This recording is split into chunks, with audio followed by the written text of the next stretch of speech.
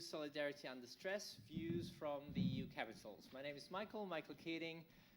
I am one of the editors of an upcoming book on the future of Europe, solidarity and views from the capitals. And well, together with the TEPSA office here in Brussels, we thought it would be nice to actually bring together a distinguished group of experts around the matter of solidarity to discuss what solidarity actually means and, well, what it is or what should it be, also in light of the most recent crisis we have been facing over the last couple of decades. And I'm not only referring to the COVID-19 crisis or the migration or the financial sovereign debt crisis, but obviously there are more there presently also very visible,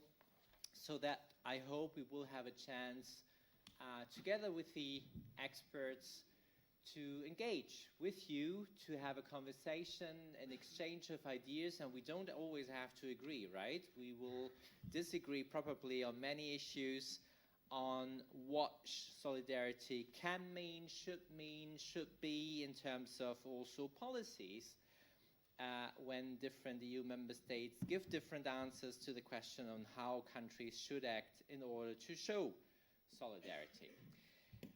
This is part, as I said, of a book project, so the book will be coming out shortly, and I can highly encourage you to have a look at it. It will be in all your libraries of the EU institutions, that's for sure already, and it will be at the universities' libraries as well. I'm not saying that you should buy it, right? That's not my point. My point is, read them. They're short, they're bold, they're opinionated, all right? There are 3 pages long for each country chapter, and it's really worth the journey, because that's what Europe is about. We are united in diversity. I know you can't hear that anymore, even after 2 years of COVID, but this is exactly what this journey will show you. When you ask a Polish citizen, he or she will give you a very different answer around solidarity than if you talk to someone from Malta. And that simply has to do with their own experiences, with the cultural, with the historical, but also with the economic and social issues around. So that's why I highly recommend to have a look at this, because that's what the European Union is about. It's about staying tuned and interested about each other.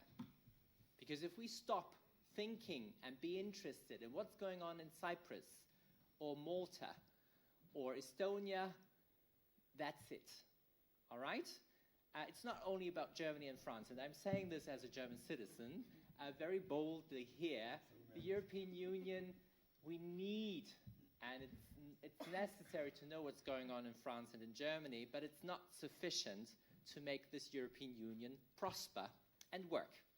And with this, we put together a very nice panel, and we will start with the views from the EU institutions. I will introduce you and welcome full-heartedly Milton, the head of analysis and research team of the Council of the European Union. You have 5 minutes to give you a short intro, and I will introduce the speakers while they take the floor. Guy, the floor is yours. Okay. Nice to have you. Thank you very much indeed, and thank you very much for this kind invitation. I note I'm due to give views from the EU institutions. I'm not sure what the Commission and Parliament would think about that, but I will at least give you, I hope, some personal insights from my position close to the Council and the European Council. I'll try to stick to the time limit, because I know we want to keep within that.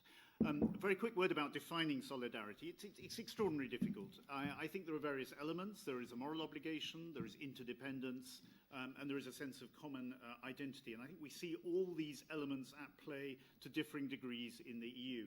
But equally, I don't think we should have any illusions that self-interest is also a major part of solidarity. And we see that even when we extend support to others in an apparently completely altruistic way. Think of humanitarian aid, someone on the other side of the world who's suffering from a disaster. Of course, we don't expect a return directly, but we do it even if it is unarticulated and subconscious in expectation that the same will be done to us. That's part of a shared humanity. I think the EU, in one sense, takes this a step further. It's a club with shared rules, shared objectives, and of course, shared values, which all member states sign up to when they join. And solidarity is part of that.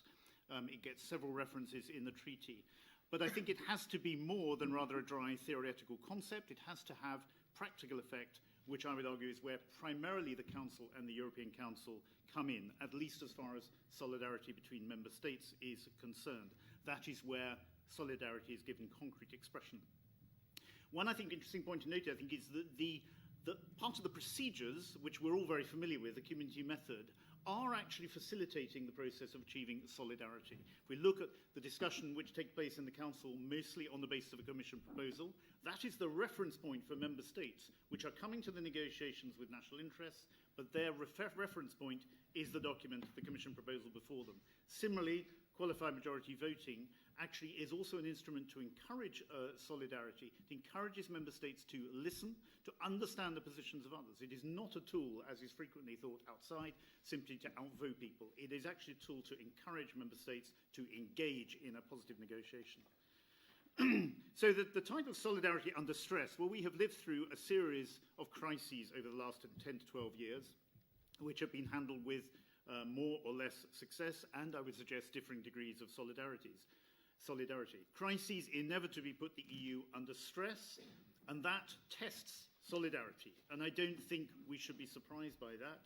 But I think that those crises can also act as a catalyst for solidarity. And I think the COVID, the pandemic, is an interesting case. It was a crisis for which no member state or the EU was responsible. Everyone was affected, although in rather different ways, certainly as far as its economic consequences were concerned. And the first reaction was an immediate retreat to a national response. Individual member states looked at national tracing systems, individual vaccine purchase, uncoordinated border controls. Why? Quite simply, there was a sense of panic. This was unprecedented, the crisis that was being caused by COVID-19, and member states turned in on themselves.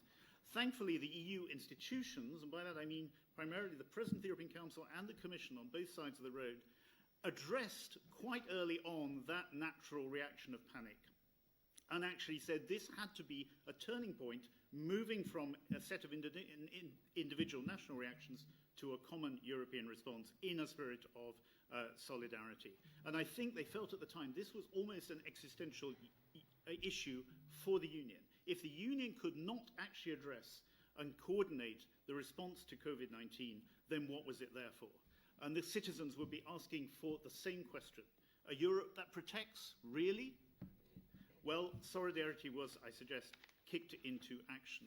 And I won't go through the various actions which were then taken. I think they're well known. Suffice to say that, of course, it culminated in an extraordinary groundbreaking decision on the recovery package, which, whilst, of course, was the result of an extremely hard-fought negotiation, was, I would suggest, an extraordinary example of solidarity in action. A few observations to draw in closing. Firstly, on COVID. The most important thing there was that leaders began to talk.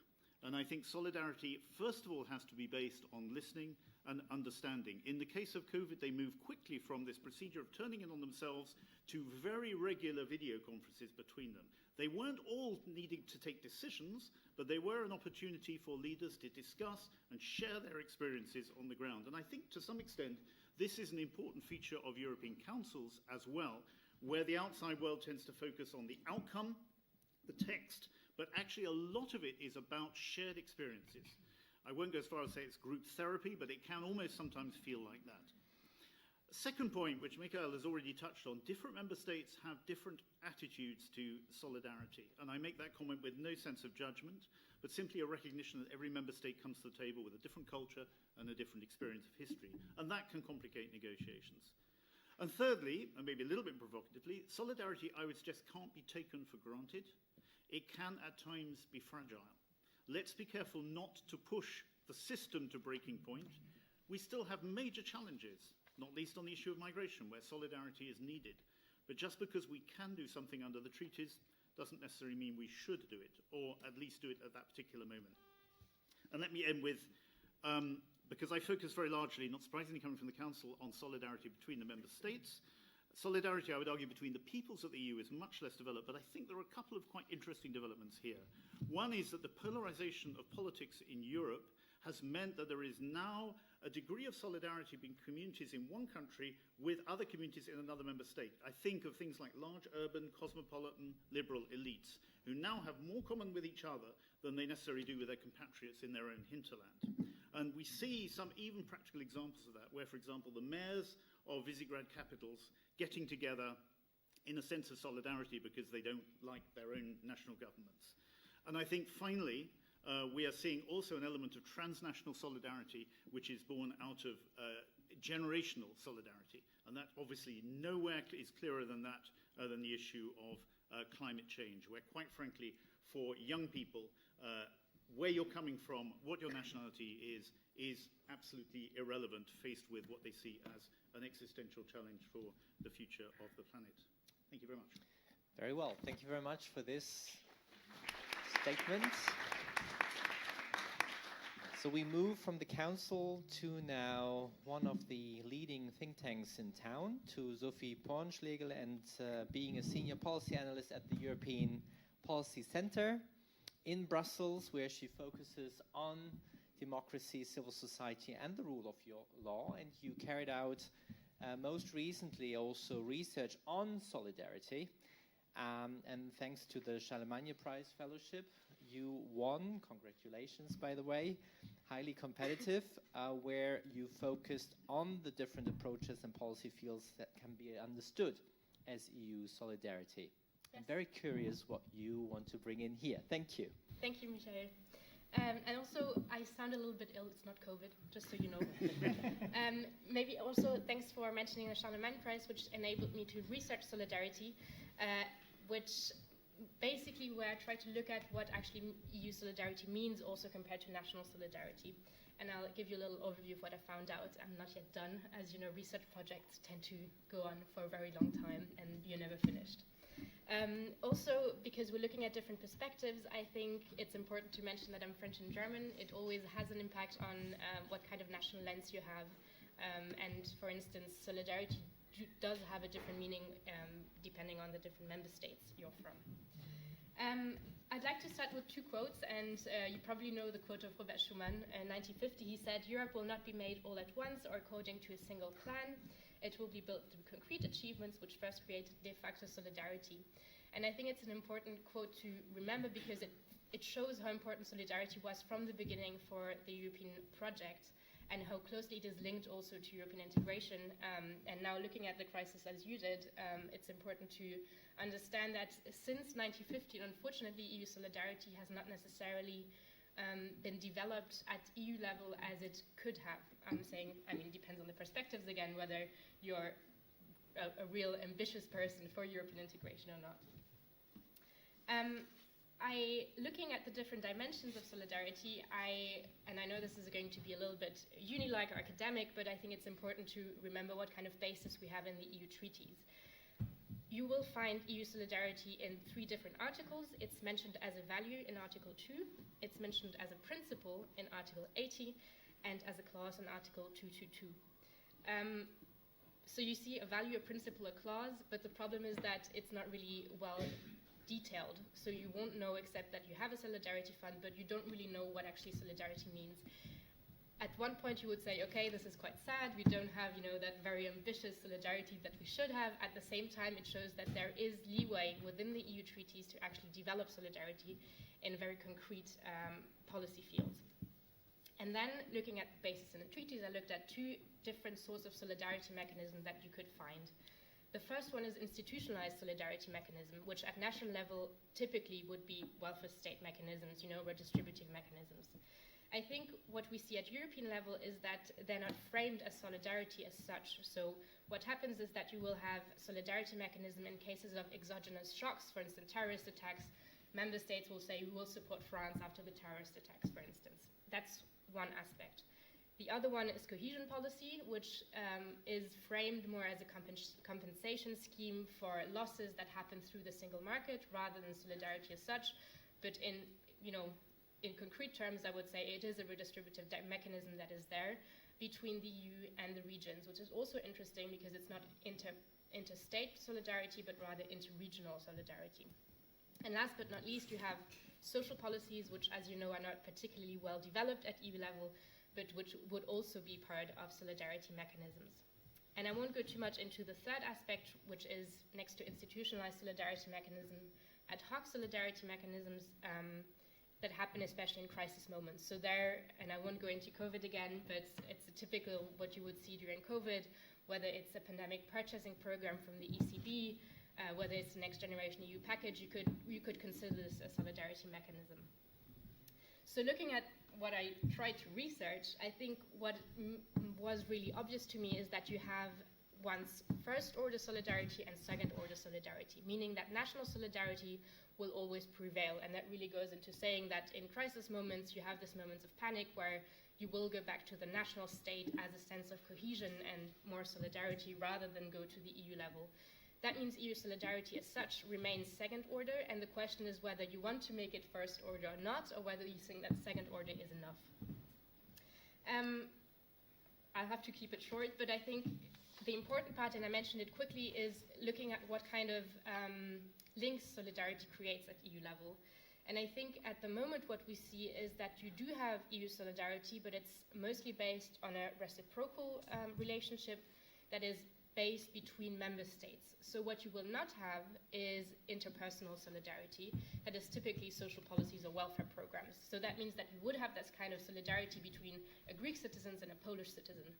And that really doesn't exist at the moment, unfortunately. Interregional solidarity, as in the cohesion funds, is an interesting one because it's not between member states, but really between regions and the EU institutions. And I'm sure we will get into the policy details later on. Maybe just to bring one point in about the Green Deal, because I think it's important to look also at the policy fields that are currently discussed in Brussels and across national capitals.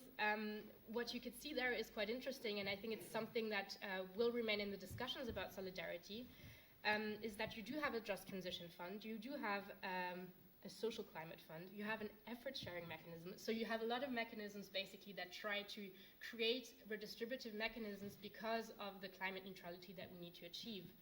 And what is interesting there is that we might run into the same issues that you always see with solidarity at EU level, because it is interstate solidarity. And the question is whether Dutch citizens will be happy to pay for Polish citizens from the middle class that might want to get money from the EU because they want to have energy efficient buildings, for instance. So is this going to work if we stay at interstate solidarity, or do we need to have a bigger step in integration to make sure that you do have interpersonal solidarity to, for instance, make the Green Deal successful?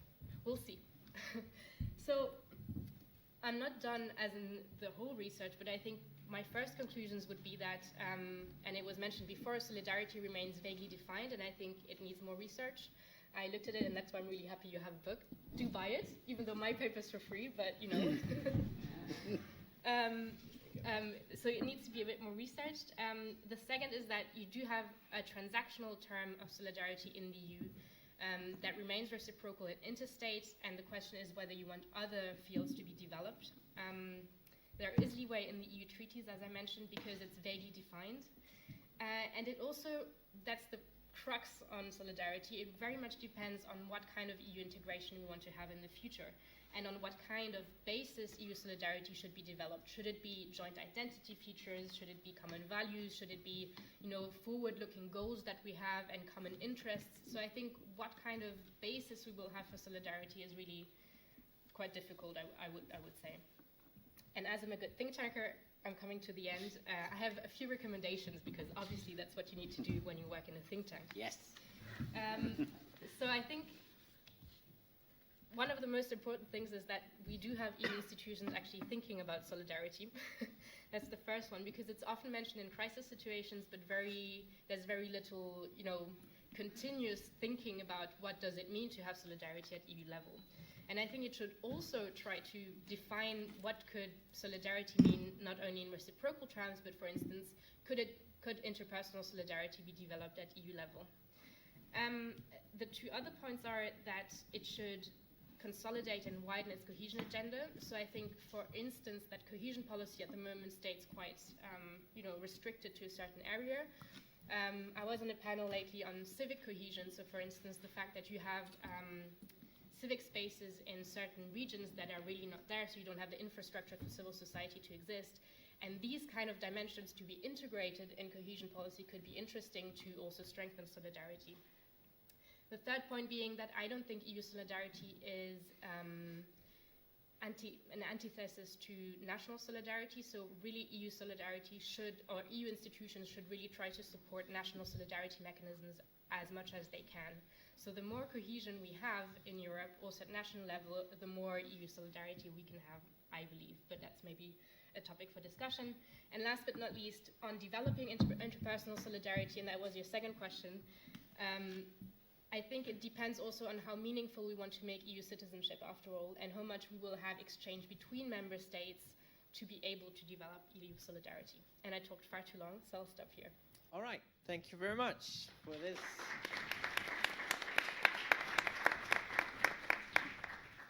And we move on to the other think tank in town, obviously, Egmont, and to François Roux, Senior Advisor on European Affairs at Egmont, with an impressive long list also of previous posts as Chief of Staff in the Cabinet of the President of the European Council in 19 to 22 to 2020, 2016 to 2019, Ambassador Coreper 2, représentant pour la Belgique. And that's just the last two most recent posts. Now, François Roux, he is now Senior Advisor, as I said, and he will bring in, I think, a very necessary and needed additional view on solidarity and European solidarity in practice. Thank you. The floor is yours, François. Thank you very much, Michael. Since I've been listening very carefully to what Guy and Sophie said, so I'll keep it simple, and I will also focus on the practical aspects of solidarity. And to begin with, I would say that European solidarity is a reality. It's a reality, although it is not. It is never easy, and it is never automatic, never. But Sophie mentioned the comparison with what we call national solidarity. In the case of European solidarity, you will find it rarely emotional, like national solidarity can be, rarely impulsive. And in fact, European solidarity comes after mostly lengthy and protracted negotiations.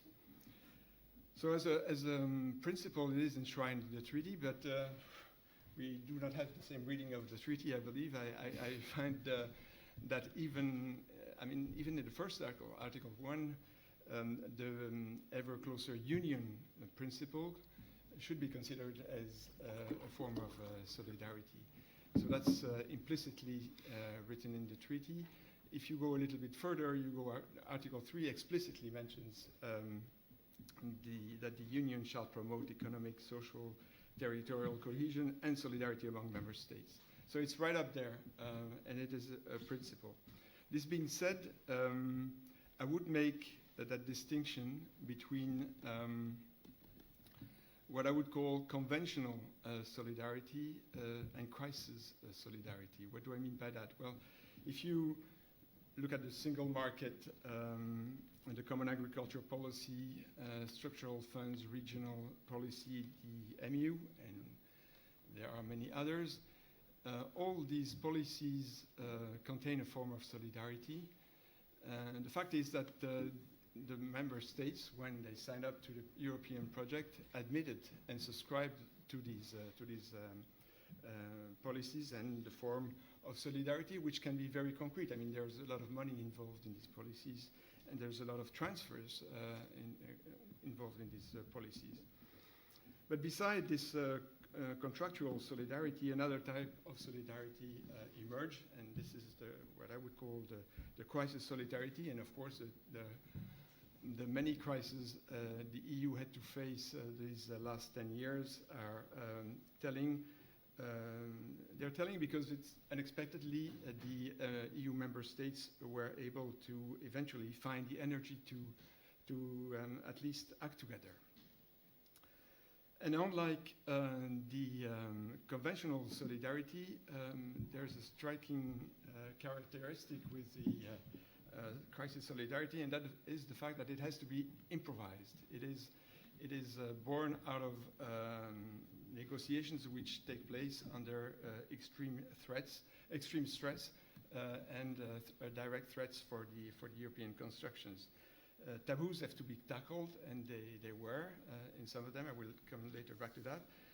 And all in all, in a very unexpected way, I would say that the many crises which occurred over the last 10 years not only enabled, I mean, facing this crisis, the member states were not only able to resolve and to apply Schumann's principle of de facto solidarity, but in fact, the European project was reinforced and proved its resilience. I won't go through all the crises. What is striking is also that among the four main crises that were mentioned earlier, COVID-19 stands out as being a crisis where asymmetry didn't play a role. And this changed the game. Nevertheless, you always had the same pattern in two phases. First, a series of national and very emotional reflexes, and Guy and Sophie already talked about that. And in phase two, a series of rather courageous EU actions, mainly led by the institutions. And I must say that when it took some time, but the Commission finally realized it had to act quickly, win over public opinion, and show leadership, which she did. So what does all this say? And I fall back a bit on what Sophie read out, namely that de facto solidarity to save concrete achievements remain what keeps the European project going. And I'm paraphrasing here Robert Schuman. And yes, taboos were tackled during this crisis. Just to mention three: the no bailout clause, the debt mutualization, the EU competences on health matters. All that was more or less tackled, maybe not definitely, but at least sufficiently to come out of the crisis. Now the question is, does this mean, because I understand, I admit I'm giving you a rather optimistic reading of the crisis, but does it mean that the European integration project is safe? Certainly not. I think the financial and the social costs of all these crises have not been very visible until now. These costs will be enhanced by the transitions EU citizens will have to face, the climate and biodiversity transition, but also the digital transition. And one must never forget that these crises, and this is also the paradox, have indeed reinforced in a way the European project, but on the other side they have also fueled Euroscepticism. Euroscepticism from both sides, the ones that believe or think that the EU project is not doing enough, and the other side, the ones that think their country should come first. So if I were to give a recommendation to those who are still in the business of deciding on the future of the EU, I would say that in times of crisis, the solidarity among Europeans can make progress, but on two conditions. First of all, that the EU decisions must be clear and very transparent. And secondly, that they have to take into account national sensitivities a lot more than what is happening right now. Excellent. Thank you very much, François, for this insight. And then let's move on to the last person on our panel, Steven van Hecke, who is Professor in Comparative and EU Politics at the University of Leuven, and also author of the Belgium chapter of the edited volume, right, on the views on the views from the capitals on European solidarity. After Steven's short introduction, also 5 minutes, we will open then immediately the floor to get your comments, thoughts, feedbacks, reactions immediately. We collect as many as there are, but you only have one shot, okay? So that's the deal. So start thinking what you may want to bring in, and then we basically will give the panelists a possibility to respond and to react. They can pick and choose the comments they want to engage with, right? And this will then open up to future discussions that you want to have right here then in the room or outside in the streets or later on in the cafe or at another panel or whatever. All right? So that's a little bit the idea behind. Ça va?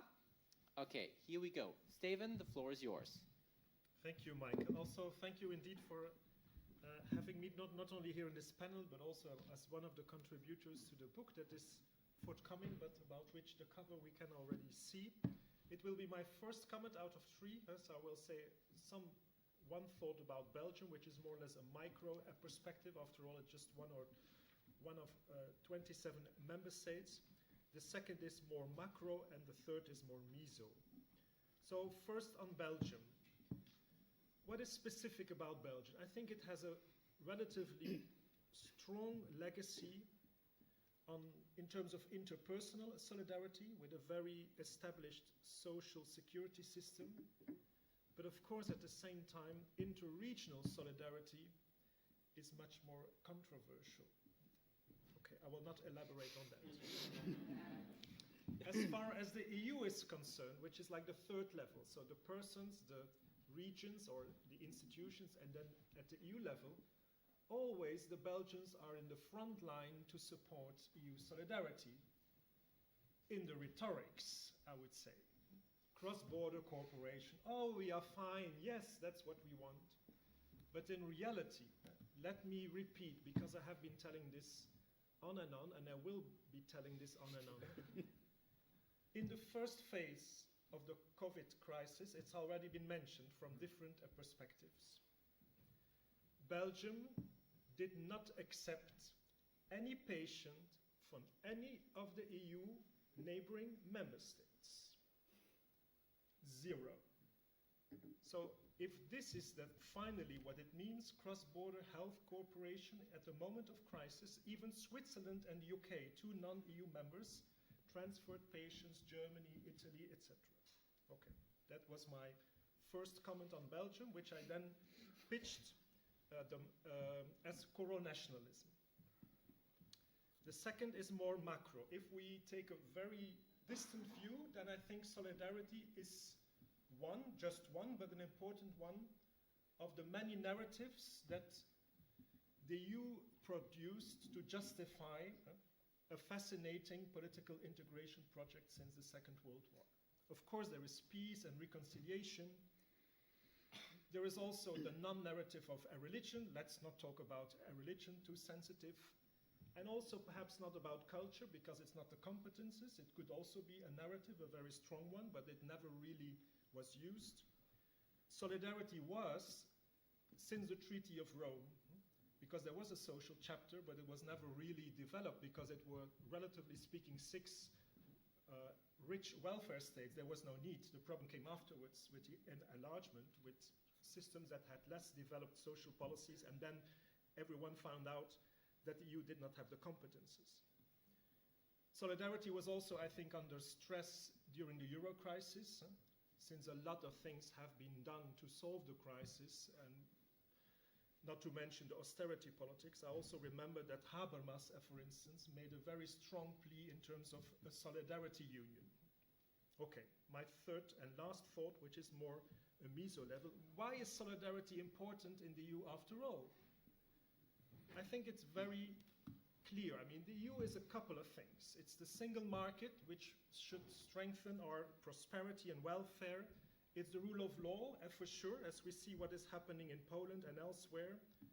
It's not necessarily about the primacy of EU law, I think. It's about a system that protects its citizens and businesses against its own national governments. This is very essential.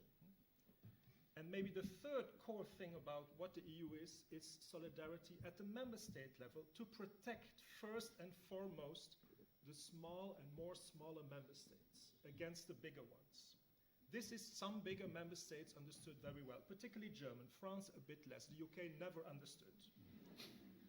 And it is what Brexit told us, that even if you're in Ireland, on an island, but you are EU citizens, that your rights and your welfare should equally be protected like in any other member state against the EU, against the UK, sorry.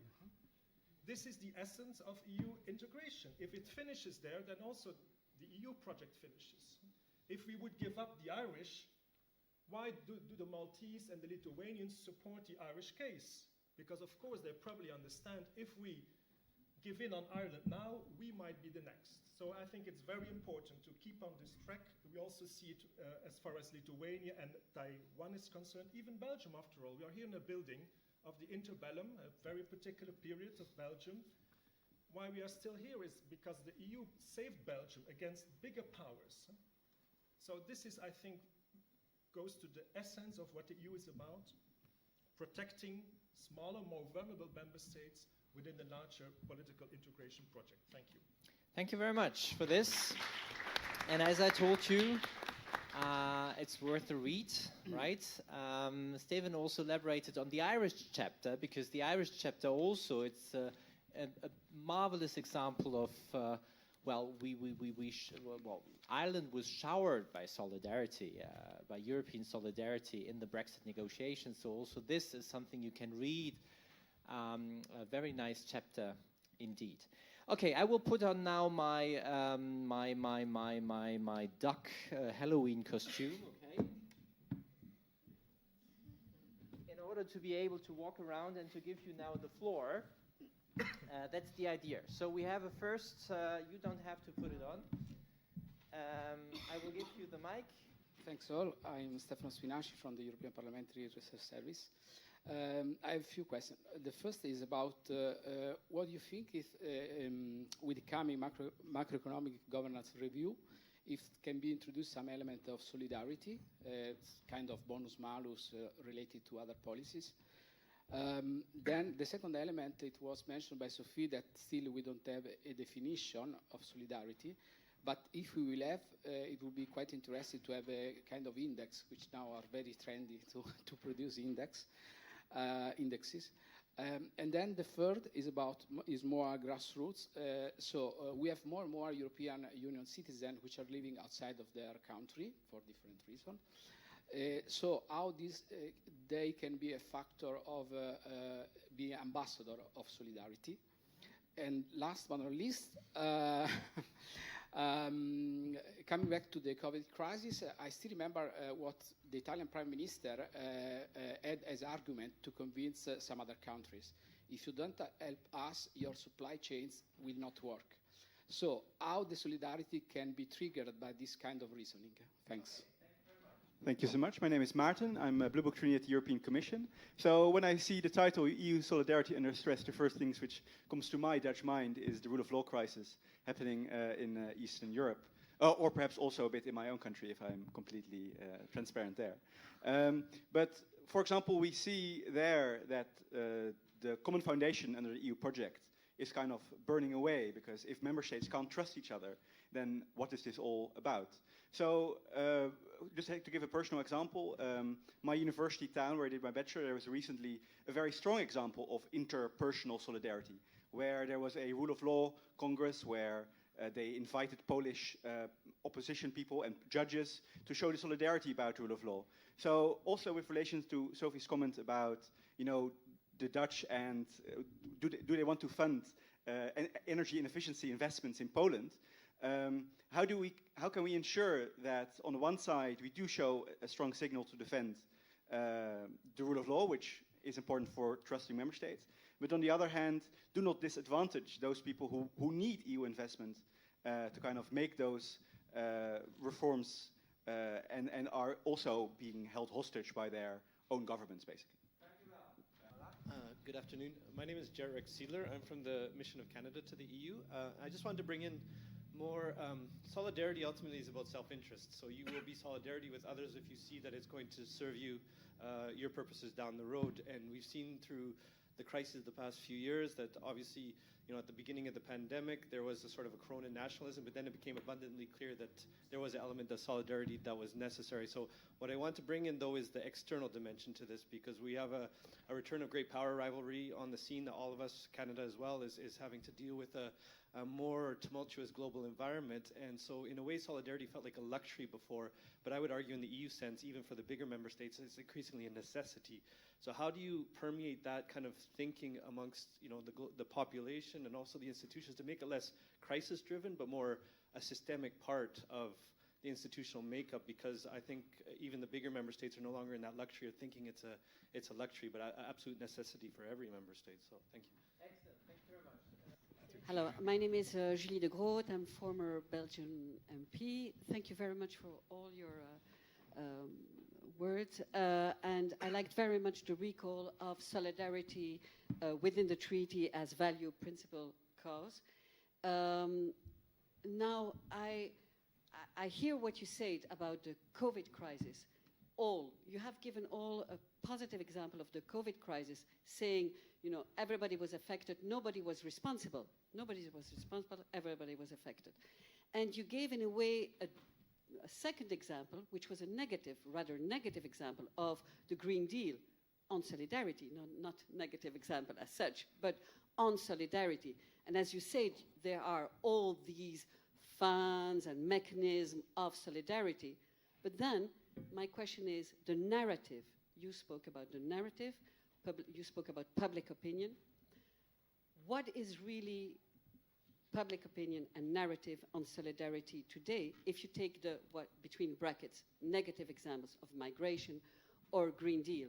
Yesterday, Flemish minister, Belgian minister said, we don't want the percentages of the Green Deal, we want less because we think Eastern Europe does less. Now, this is exactly solidarity put into question. How do you see the narrative on that? Thank you to the panel, and thank you for organizing this discussion. I'm Gerwe from NTT Data, and in my head of data, I would just ask how you would quantify EU solidarity, because we are now talking very broadly about solidarity based on COVID, solidarity based on terrorist attack, on floods, on regional occasions, but quantifying it in a way that it has long-term impact. So we are basing this on this. How you would quantify it? Where is there a data set that you would use, and what would you fall back on besides just retelling narratives and seeing as a regional occasions to use? So that's my question. Okay, yes, thank you. I will pick three. The first on the review of the budgetary policy, that might surprise you, but I think we're on the way to kind of a new golden rule that strict fiscal policies will apply to recurrent expenses of the government, but as far as investments is concerned, this will be separate. It's not so easy because it's in the treaties, the 3%. But I think we're on the way, and we'll see what the new German government will tell, and specifically its finance minister. If it's Lindbergh, then might be difficult, but let's see. So I'm rather optimistic as far as the new paradigm, so to say. We will not go back to the previous age of the growth and stability pact. We are not able to continue the current policy, so we'll need to find a third way, which is also kind of a different term anyway. On the rule of law, I think this is a very sensitive issue. So of course I'm also in favor of financial sanctions for those governments who, etc. But indeed, the first victims might be ordinary citizens. What do we do? I don't have a clear answer, but then we need to listen to the Polish opposition. For instance, Donald Tusk said we should keep on bringing this corrupt regime to the court, etc., but don't punish us in terms of finances. I think this is something to keep in mind. And then on the size of member states, size is something, it's of course relative, it's also something psychological. We were just joking, the Netherlands think of themselves as a middle-sized country, of course, they are. Germany, as Romano Prodi and many others have said, too small for the world and too big for Europe. But they are doing fine. We should not complain too much about the Germans. The French is different. Also, the Italians often, if you go to Rome, then you still think Italian is a world language. Even the Pope still speaks it. I mean, so it's a question of mentality. We also see it in Brexit, that a lot of British think that they are still like the center of the British Empire. I wonder. So this is a kind of a mentality that needs to change. And also there I'm rather positive. Although Germany needs to be criticized for its behavior as far as Russia and China is concerned, then you still see a big member state thinking about itself and not taking care of the others. But on a whole, I would be rather optimistic. I also think that they are going to realize, also thanks to global warming, that there's no such thing anymore than a large or a big European state. It will be something together or nothing at all. Thank you. Thank you very much. We move on to François. Thank you, Michael. So I will start with the question that was put by on the narrative. Mm-hmm. I mean, if you have a conversation with public opinion, you will realize that what they're looking for is not words but facts. And this is where you make the difference between what I called emotional solidarity and rational solidarity. If you take the example of migration, the Schengen area was built, it was a sign of solidarity. But the fact is that the countries from the south, when they signed, they didn't realize what they were signing. Now they do.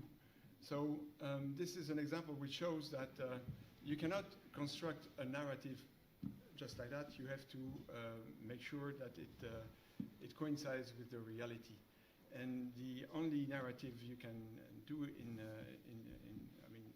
you can write as far as the European solidarity is concerned, is to come up with a result. And this is actually what happened, and that is still happening, including on difficult subjects like migration and terrorism. We have made some steps. I mean, they have, or I don't know how to say, to personify this, but the EU has made some small steps, and who knows, we might still get there, even this is a typical crisis. The same reasoning applies to the rule of law, because as I don't know who mentioned it, but there is, of course, a value aspect to that, but there's also an economic aspect. So there will be a negotiation at some point, and member states will have to realize that, it's not only a value problem, it's also economically, if you don't apply the rule of law, you lose the single market. You lose the safe asset, if I may use this expression. A third question I wanted to answer was this external aspect you mentioned. The reality is that EU is not recognized yet as a global power. So therefore, it is starting to think about with things like strategic autonomy. It is starting to think about a new way of acquiring power comparable to other global powers, namely China and the US. In this context, what we have to think about first is our solidarity between ourselves. The rest will come later. Okay, thank you very much for this. Let's move on then with Sophie. Yes, I'll try to keep it short, but the questions are really good, so it will be difficult. first, maybe on the one question with the index and also how to quantify solidarity, I think you rightly pointed out that it depends very much on the definition of solidarity, and that often statistics in the EU are also used as political tools. Therefore, I would be a bit careful with trying to quantify. And also, I'm a political scientist, and maybe I'm a bit critical when it comes to too much empiricism in political science and too little analysis.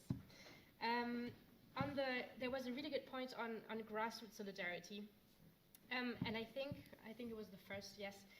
And I think the main point is that EU citizens do not recognize each other as such, and therefore it's very complicated to build interpersonal solidarity when you do not recognize the same struggles that you might have as a citizen in one country and as a citizen in one other. And I think, I mean, just to give the example of tech workers, you have the same issues everywhere. You have, I don't know, Deliveroo or Uber Eats in every country, and it doesn't mean that Belgian Uber Eats drivers will unite with, I mean, in the typical solidarity sense, that is the socialist one, with, I don't know, Polish or German ones to say we're going to build up some kind of, social movement and have this kind of solidarity that is very much based in civil society. Because that's a point I didn't make, but in the research you also have a very strong distinction between solidarity as something that only comes from civil society and institutional solidarity that is then, institutionalized in welfare mechanisms and redistributive mechanisms. So as long as EU citizens do not recognize themselves as such, it will be really hard, I think, to build anything that is institutionalized. The third point on rule of law, I cannot hear that topic anymore because I work so much on it. I'm really sorry. It's depressing. And I was in a meeting this morning on rule of law again, on Poland. And I think you pointed out exactly what the issue is that you have to safeguard your rule of law for the sake of the EU project, because it will be undermined otherwise, and at the same time you should not disadvantage citizens that need the EU funds. The problem is, I'm a bit scared of the EU being too careful and prudent and not doing anything, because inaction in that case is dangerous as well, and saying that we need to avoid escalation, we have the escalation anyway, so I'm not quite sure how to, I mean, it's difficult to respond to populists, but using or trying to define your answer depending on what populists might respond is also not the right way to go forward. And the problem is that the PiS government it's not even about the primacy of EU law in that case. It's about it's not an independent court, so it's about basically the EU trying to support the Polish constitution that is very fragile at the moment, from a government that tries to fundamentally undermine the judicial system in its own country. And so we're in a difficult situation, of course, but I think, yeah, the EU should not continue not doing anything. I think that's the main point. Sophie, you had your 3 picks. I had my 4 points maybe on the narrative, because I think it was on what I had said. I think that what you could see is, I'm not sure you can build a narrative. I think what you see is that you have calls for solidarity when it comes to crisis situations that are extremely strong, and then it just doesn't exist anymore. So my only thing would be that I wish that the EU institutions and the member states in particular would try to think about what do they even define as solidarity in the long term, and try to have that debate also within their member states to try to define what it actually means, because I'm sure there are huge differences between what is discussed at solidarity, and that would already start having that conversation would be really good. If solidarity already exists, sometimes it's not even the subject anymore. You don't need a narrative. You don't discuss whether the welfare state in Germany should be kept as it is. It's normal. So I wish for EU solidarity to also become a non-topic in the sense that it is so institutionalized that we don't even need to talk about it. Thank you very much, and that brings us to the institution bringing together the member states, right? Guy, the floor is yours. Just a couple of very brief points, because I know time is moving on. Just on the question of the narrative, I mean, I think it's quite an interesting point that and it ties in with the last point I made in my presentation. I mean, the transnational narrative is happening. The trouble is it's a critical narrative. But I mean, you look at the young. I mean, the young are engaged across borders in producing a narrative which is highly critical of what their governments are doing. The young are not listening to their prime ministers. They're listening to Greta Thunberg, and they're producing a narrative. So maybe we can turn, and I may be being hopelessly optimistic, this into a positive narrative over time, but from a grassroots level rather than from the top down. Second point, and I'll end on this, I mean, fascinating issue, I think, on the issue of solidarity vis-a-vis the rest of the world. I mean, this I think is one of the biggest challenges. Why? Because we have such a range of member states with very different historical and cultural perspectives on the relations with the rest of the world. I mean, to be very frank, there are a large number of member states who don't really think globally because they've never had to. And so that is a huge challenge. The second challenge is if you really apply a foreign policy seriously, you're talking about engaging resources which strike at the heart of the nation states. And that is very difficult again for a number of member states to accept or even to really get their head round. But I think what we do see, and it ties in, I think, with the point Stephen made earlier, is support for smaller member states in case where there are specific foreign policy interests. And occasionally, I would say even perhaps against the better judgment of the wider member states, but you have, you know the examples, one or two small member states with very specific foreign policy interests, and they can and do normally get the backing of the other member states eventually, in a way which may not necessarily ultimately be in the better interests of the EU as a whole. But that is solidarity in action. Thank you very much. And with this, we come to the end of this panel today. I thank you for your attention. I think it has become very clear that European solidarity is a cornerstone of the European integration project. It inspires the European institutions. I think that were very strong points made by some of various panelists. It's about a value. It's about rules. It's about the ever closer union, as we have been discussing. But it's definitely also about understanding each other and keep on being interested in our differences and similarities. And with this, I hand over to you, because you take the world out there and, well, you keep on having the chance to interact. If you want, you know how to find them. Thank you for your attention. Thanks to the TEPSA team for having put this in place in these very, very difficult times. Thank you very much. Have a good afternoon.